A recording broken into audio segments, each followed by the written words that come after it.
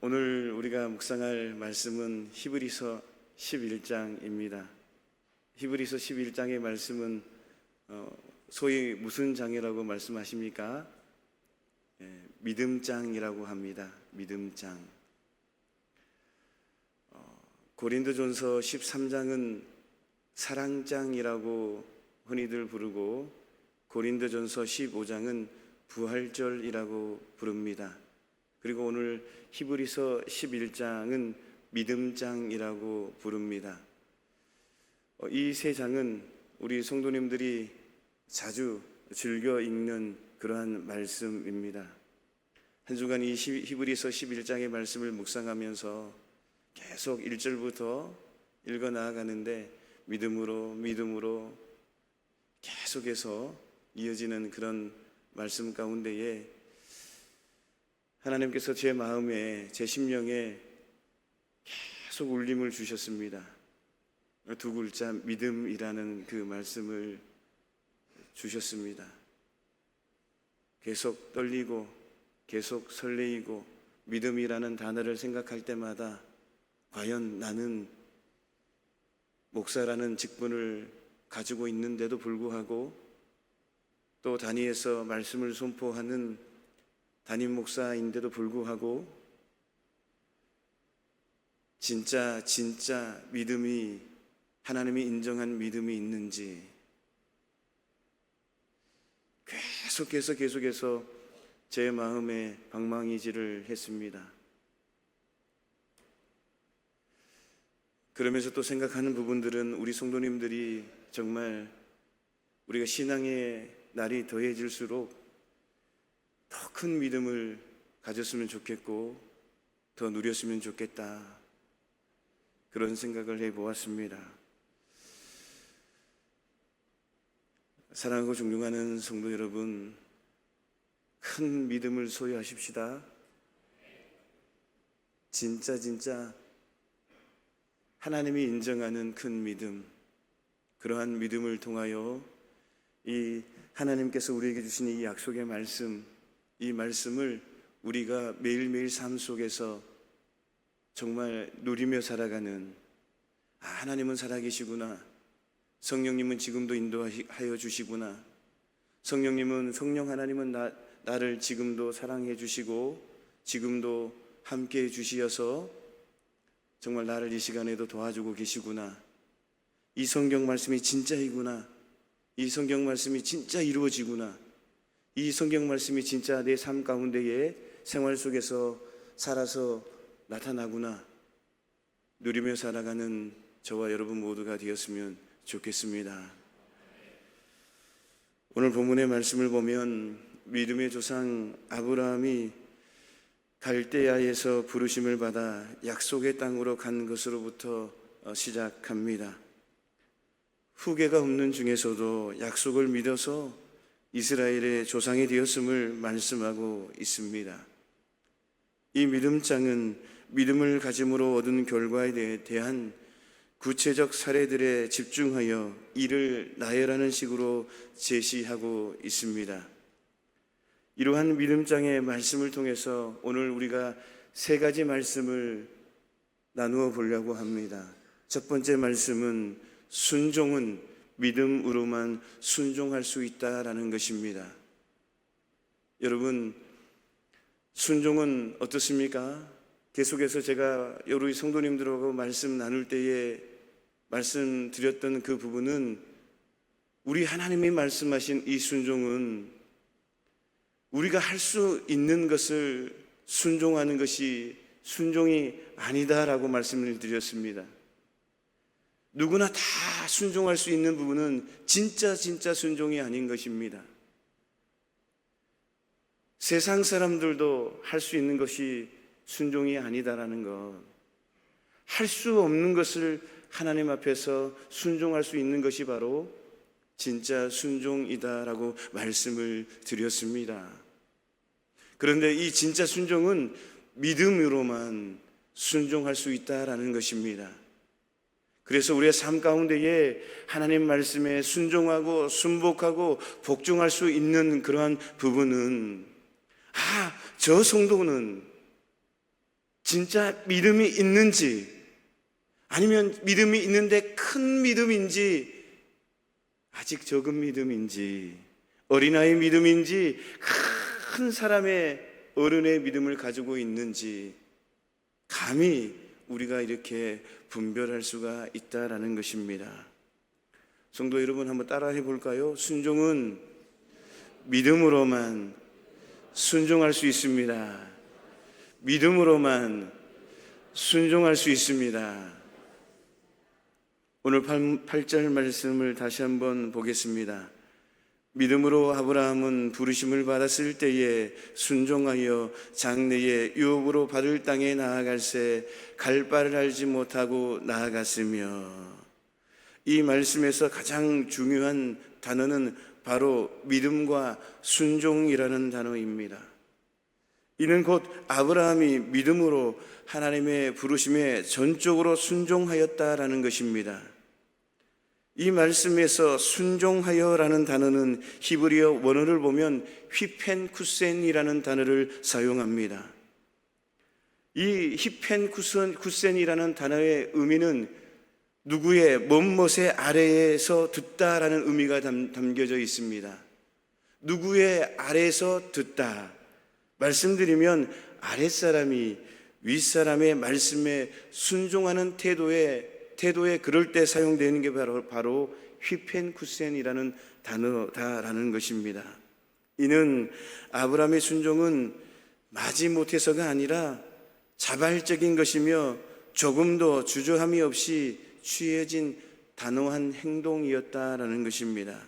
아브라함은 믿음을 가지고 하나님의 말씀에 전적으로 순종하였기 때문에 갈 바를 알지 못하고 나아갈 수 있었다라는 것입니다. 세상 사람들, 흔히들 예수 믿지 않는 사람들, 하나님을 믿지 않는 사람들이 할 수 있는 것, 누군가를 따라가는 그러한 순종이 아니라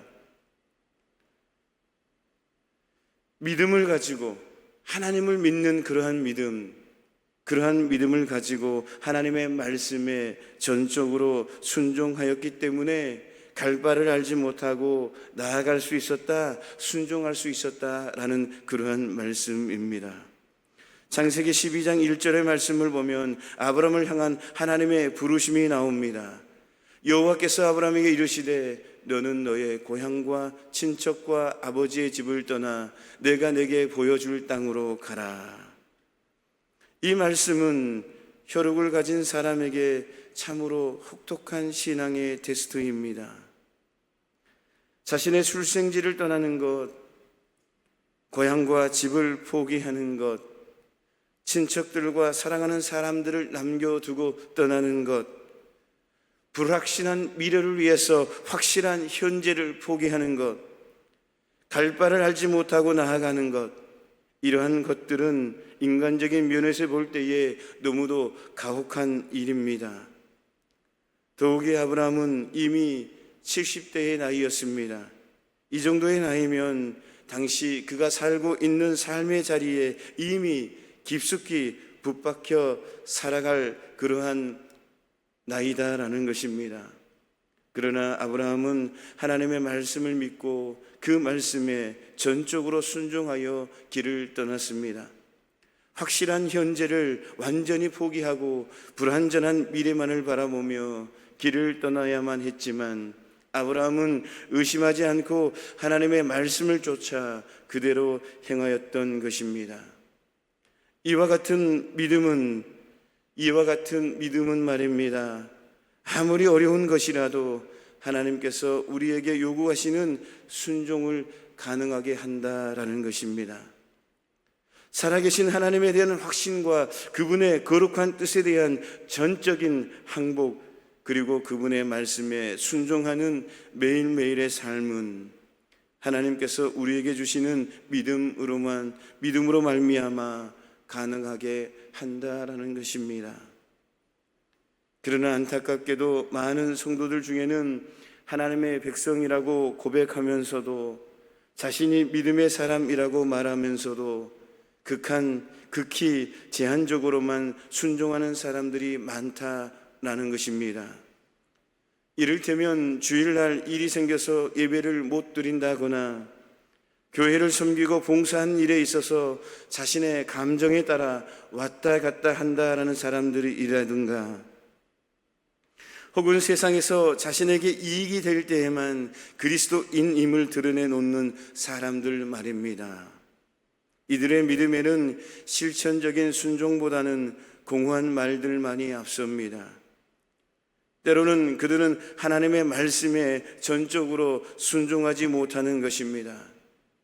그러므로 성도 여러분, 믿음 위에 굳게 서시기를 주님의 이름으로 축원합니다.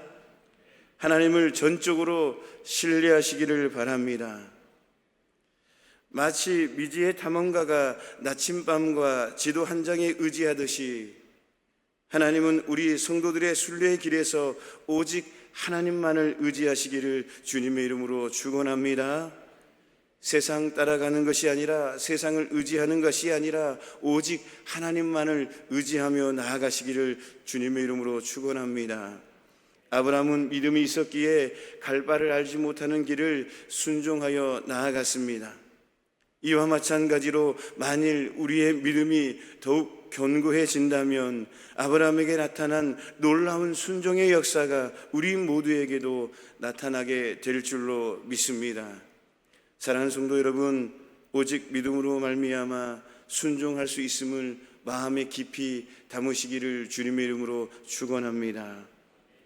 두 번째 말씀은 성도는 세상 안에 있으나 세상에 속한 사람은 아니다라는 것입니다. 여러분 따라해 볼까요? 세상 안에 있으나 세상에 속한 사람은 아닙니다. 성도는, 따라해 봅시다. 성도는 세상 안에 있으나 세상에 속한 사람은 아닙니다. 9절의 말씀을 함께 읽겠습니다. 믿음으로 그가 이방의 땅에 있는 것 같이 약속의 땅에 거류하여 동일한 약속을 유업으로 함께 받은 이삭 및 야곱과 더불어 장막에 거하였으니. 아멘. 이 말씀은 믿음으로 아브라함이 약속의 땅인 가나안에서 나그네와 다름없는 생활을 하며 머물러 살았다라는 말씀입니다. 따라서 본절은 아브라함이 가나안 족속들이 점령하고 있는 땅을 어떻게 생각하였으며 그 안에서 그가 어떻게 행동하였는가를 우리에게 말해줍니다. 아브라함은 약속의 땅인 가나안에서 농장도 구입하지 않았고 집도 짓지 않았으며 그곳 사람들과 어떤 동맹도 맺지 않았다라는 것입니다. 물론 그가 아넬, 에스골, 마므리와 평화 동맹을 체결했던 것은 사실이나 어디까지나 그것은 나그네로 맺은 것이지 그 땅에서 어떤 소유를 가진 자로 맺은 것은 아니었다라는 것입니다. 그는 그 땅이 세상의 다른 땅처럼 자신의 소유가 아님을 인식하였던 것입니다. 그리하여 그 땅에서 정치에도 참여하지 않았으며 그곳의 종교와도 아무런 관련을 맺지 않았습니다. 더욱이 그는 그곳 주민들과 사회적 교류도 거의 하지 않았습니다. 아브라함은 다만 믿음으로 살았으며 하나님의 교제 속에서 자신의 기쁨과 만족을 발견하였던 것입니다. 이러한 사실은 우리 성도들이 이 세상에서, 이 땅에서 어떠한 존재들이며 어떠한 삶을 살아야 하는가를 분명하게 가르침을 줍니다. 그것은 바로 성도란 비록 이 세상 안에 있으나 결코 이 세상에 속한 존재는 아니다라는 것입니다. 말씀드리면 성도는 구원의 영광이 나타날 그날까지 이 세상을 벗어나서 살 수 있는 존재가 아니다라는 것입니다. 세상의 울타리 안에서 그리고 세상 사람들 사이에서 살아야 합니다. 하지만 성도는 세상과 벗이 되어서는 안 된다라는 것입니다. 세상을 떠나서 살 수는 없는 존재가 바로 성도입니다. 그렇지만 그럼에도 불구하고 세상과 벗이 되어서는 안 된다라는 말씀입니다. 성도는 세상 사람들 사이에 있지만 그들과 구별된 삶을 살아야 하며 세상의 울타리 안에 있지만 세상의 풍습과 생활 양식을 쫓지 말아야 한다라는 것입니다. 고린도전서 7장에서 종말을 목전에 둔 그리스도인들의 삶에 대해 가르치는 사도 바울의 교훈은 이러한 주제에 대한 적지 않은 연관성을 말해주고 있습니다. 고린도전서 7장 31절의 말씀, 세상 물건을 쓰는 자들은 다 쓰지 못하는 자같이 하라. 이 세상의 외형은 지나감이니라. 이렇게 말씀하고 있습니다. 즉 성도는 세상의 것들이 필요할 경우 그것을 이용할 수 있으나 남용치 않도록 끊임없이 경계해야 한다라는 그러한 말씀인 것입니다. 성도는 이 세상의 것들 중에 자신을 묶을 수 있는 것들에 적당한 내적인 거리를 취해야 합니다. 왜냐하면 이 세상의 것들은 모두 사라질 것들이기 때문입니다. 따라서 그것들에 마음을 두고 소망을 두어서는 안 되는 것입니다. 성도 여러분, 그렇습니다. 우리는 모두 이 세상 안에서 살아가는 존재들입니다. 세상을 떠나서는 살아갈 수가 없습니다. 하지만 이 세상을 벗어나서 혹은 이 세상 사람들을 외면하며 살아갈 수 있는, 예명할 수는 없지만 우리는 이 세상에 속한 사람들이 아니다라는 것입니다. 세상과 더불어서 살아가야 되지만 그 세상에 따라가면 절대로 안 된다라는 것입니다. 우리는 이 세상 안에 있으나 세상과 구별된 삶을 살아야 될 줄로 믿습니다. 우리가 이러한 삶을 제대로 살 때에 비로소 우리는 이 세상을 변화시킬 힘을 가질 수 있는 것입니다. 이는 곧 세상 사람들 사이에 있지만 그들과 달리 미래를 내다보며 영원한 것에 소망을 두고 있는 사람만이 세상 사람들을 변화시키고 인도해 낼 수 있음을 말해 줍니다. 사랑하는 성도 여러분, 이러한 사실을 깊이 깨달으시고 오늘도 세상 안에서 성도의 정체성을 분명히 나타내는 저와 여러분 모두가 되시기를 주님의 이름으로 축원합니다. 마지막으로 때로는 완전한 포기가 적극적인 믿음이라는 것입니다. 여러분 따라해 봅시다. 때로는 완전한 포기가 믿음입니다. 사랑하고 존경하는 성도 여러분, 때로는 말입니다. 완전한 포기가 믿음이다라는 것입니다. 우리가 가지고 있는 것, 쥐는 것이 아니라 때로는 내려놓는 것, 때로는 포기하는 것, 그것이 바로 믿음이다라는 것입니다. 오늘 본문 17절의 말씀, 아브라함은 시험을 받을 때에 믿음으로 이삭을 드렸으니 그는 약속들을 받은 자로 돼 그 외아들을 드렸느니라. 이렇게 말씀하고 있습니다. 이 말씀은 창세기 22장에 나와 있는 아브라함의 일생에서 가장 충격적인 하나님의 말씀에 대한 그의 태도를 설명한 것입니다. 아브라함은 하나님의 약속이 처음 주어진 때로부터 25년이란 오랜 세월이 흐른 후에 얻은 이삭을 번제물로 바치라는 하나님의 말씀에 조금의 머뭇거림도 없이 순종하였습니다.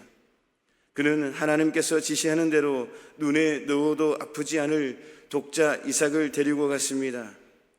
이삭을 번제물로 드리기 위해서입니다. 이러한 모습은 눈속임이 아니었습니다. 19절의 말씀에 그가 하나님이 능히 이삭을 죽은 자 가운데서 다시 살리실 줄로 생각한지라 라는 그러한 말씀을 통해서 알 수 있듯이 그는 진짜로 아들을 번제물로 드리기 위해 데리고 갔던 것입니다. 어떤 퍼포먼스를 보여주기 위한 것이 아니라, 어떤 쇼를 하는 것이 아니라 진짜로 아브라함은 자신의 아들을 바치기 위해서, 번제물로 드리기 위해서 그 길을 떠났다라는 것입니다. 자신이 사랑하는 아들이지만 그 아들을 바치라는 하나님의 명령에 절대적으로 순종하였던 것입니다. 성경은 이것을 믿음이라고 표현합니다. 이와 같이 때로 믿음은 말입니다. 우리의 모든 것을 포기하는 것이 믿음이라는 것입니다. 더 큰 믿음은 포기할 수 없는 것을 포기하는 것, 그것이 바로 믿음이라는 것입니다. 우리가 할 수 있는 것, 우리가 순종하고 우리가 할 수 있는 것 하는 것이 바로 믿음이 아니라 우리가 할 수 없을 때에 하나님께서 요구하실 때에 그것을 우리가 믿고 나아갈 때에 그것이 바로 그러한 모습이 바로 참 믿음이고 큰 믿음이다라는 것입니다. 하나님이 인정하고 하나님께서 놀라운 역사를 베푸시기 위한 그러한 그런 믿음을 말씀하고 있는 것입니다. 그런데 많은 성도들이 믿음과 관련하여 오해하고 있는 부분이 있는 것 같습니다. 대부분의 성도들이 믿음이라고 하면 세상의 성공과 매우 밀접한 관계가 있는 것으로 생각합니다. 믿음은 곧 축복이라는 공식에 너무나 익숙한 나머지 믿음 있는 자는 세상에서도 안정되고 안락한 삶을 살며 사람들의 인정을 받는다는 공식만이 정답인 것처럼 생각한다라는 것입니다. 많은 사람들이 이런 간증을 하게 됩니다. 내가 이러한 믿음의 행위를 했더니 하나님께서 이렇게 복 주시더라. 그러니 믿음을 가지시길 바란다. 이렇게 말을 합니다. 내가 이러한 믿음의 행위를 했더니 하나님께서 이렇게 복 주신다. 그러니 믿음을 가지시길 바란다. 이렇게 말을 할 때에 큰 소리로 많은 사람들은 아멘 그렇게 답변을 합니다. 우리가 믿음은 곧 성공이라는 공식에 익숙해져 있음을 증거하는 예가 되는 것입니다. 하지만 성도 여러분, 성경에 말하는 믿음은 말입니다. 모든 것이 성공지향적이지 않다라는 것입니다. 우리가 때로는 세상의 잣대로 성공하지 않는 그러한 삶을 살아갔을 때에 저 사람은 믿음이 없는 것 같아. 그것이 아니다라는 것입니다. 세상적인 눈으로 봤을 때 좀 성공하지 않는 모습이 보일지라도 그 안에는 큰 믿음을 소유할 수 있고 하나님의 놀라운 뜻이 있을 수 있다라는 것입니다. 여러분, 성공은 곧 축복이다라는 것 오늘 이 시간에 다 버렸으면 좋겠습니다. 세상의 잣대로 봤을 때에 좀 부족할지라도 좀 연약할지라도 좀 어렵게 사는 것처럼 보일지라도 뭔가 잘 안 되는 것처럼 보일지라도 믿음 없는 사람이 아니다라는 것입니다. 믿음의 잣대로 보면 안 된다라는 것입니다. 그 안에는 하나님의 놀라운 섭리가 있는 것이고 그 안에는 하나님의 놀라운 인도하심이 있다라는 것입니다. 그래서 우리가 감히 믿음이 있다 없다 평가해서는 안 됩니다. 저 사람은 믿음이 없는 것 같아. 또 반대로 세상의 눈으로 봤을 때에 뭔가 잘 나가고 뭔가 잘 되고 사업이 잘 되고 자녀들이 승승장구하고 할지라도 저 사람은 큰 믿음을 소유하는 것 같아. 그렇게 우리가 칭하면 안 된다라는 것입니다.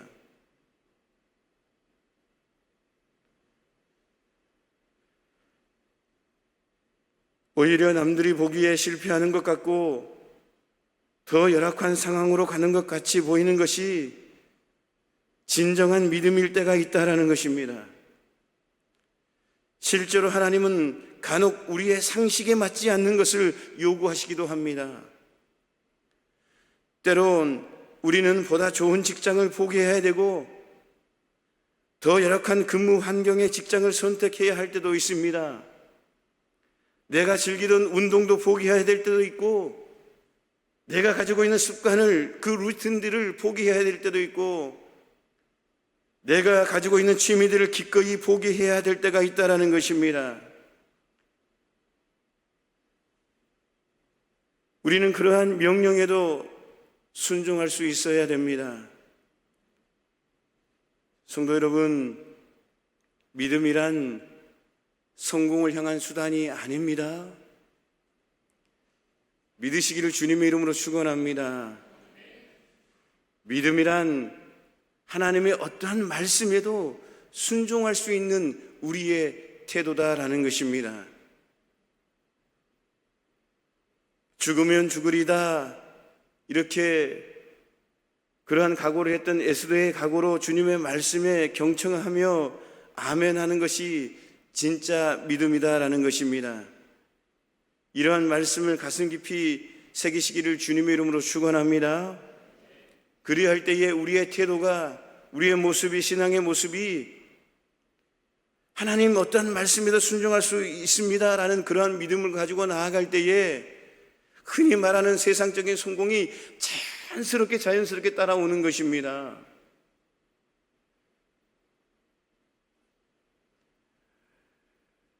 여러분, 우리 성도님들이 이런 믿음을 소유했으면 좋겠습니다. 너무 성공만을 쫓아가는 그런 성도가 아니라 믿음을 쫓아가는 성도, 본질을 쫓아가는 그런 성도가 되었으면 좋겠습니다. 정말 1년이 지나고 3년이 지나고 5년이 지나고 10년이 지나고 20년이 지나고 날이 가고 수가 연수가 더해질수록 우리 믿음이 계속해서 자랄 수 있었으면 좋겠습니다. 그래서 하나님께서 어떤 시련을 주더라도, 하나님께서 어떤 훈련을 시키시더라도, 하나님께서 어떤 시험과 테스트를 하시더라도 그냥 흔들리지 않는 그런 믿음의 사람이 되었으면 좋겠습니다. 우리가 봉사할 때에, 또 교회에서 어떤 섬김을 갈 때에 정말 어떤 속상한 일이 있을지라도 흔들리지 않는 그런 믿음을 가졌으면 좋겠습니다.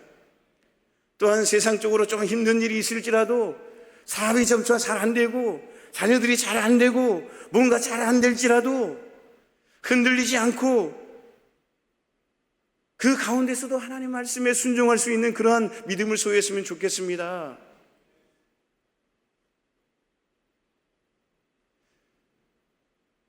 그것은 부끄러운 것이 아닙니다. 좀 넉넉하지 않더라도 부끄러운 것이 아닙니다. 좀 어떻습니까? 우리 요즘 흔히 젊은이들이 말하는 아싸가 좀 되면 어떻습니까? 꼭 우리가 인싸처럼 살아야 됩니까? 하나님의 자들이 꼭 인싸들만 있습니까? 좀 아웃사이더로서 살면 어떻습니까? 믿음 없는 것이 아닙니다. 오히려 아싸가 더 편하고 또 하나님께서 인정하는 그런 평안함을 누리며 살아갈 수가 있는 것입니다. 사랑하고 존경하는 성도 여러분,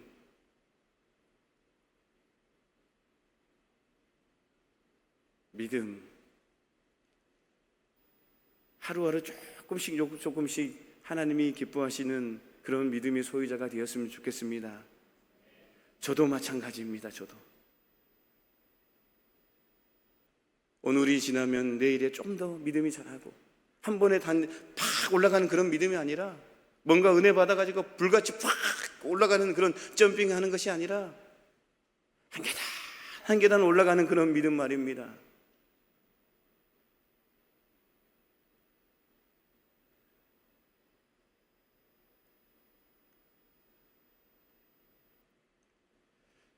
하나님께서 우리로 하여금 우리에게 안락함을 주고 위안을 주던 것을 포기할 것을 말씀하실 때에 기꺼이 그것을 주님의 십자가 앞에 드릴 수 있는 참 믿음의 성도가 되시기를 주님의 이름으로 축원합니다.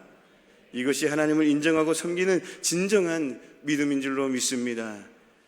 말씀을 마무리합니다. 순종은 믿음으로만 순종할 수가 있습니다. 성도는 세상 안에 있으나 세상에 속한 자는 아니라는 것, 반드시 성도의 구별된 삶을 살아야 된다는 것, 세상과 너무 쫓아가지 말라는 것, 세상에 말하는 성공이 아니라는 것, 진짜 성공은 한 계단 한 계단 믿음이 올라가는 것, 그러한 태도에 그러한 삶을 살아가는 것, 그것이 하나님이 인정하는 믿음이라는 것입니다. 한 주간 하나님께서 저에게 주신 이 믿음이라는 이 부분 방망이를 친 것 같았습니다. 명호야, 진짜 믿음이 있니? 너 목사잖아.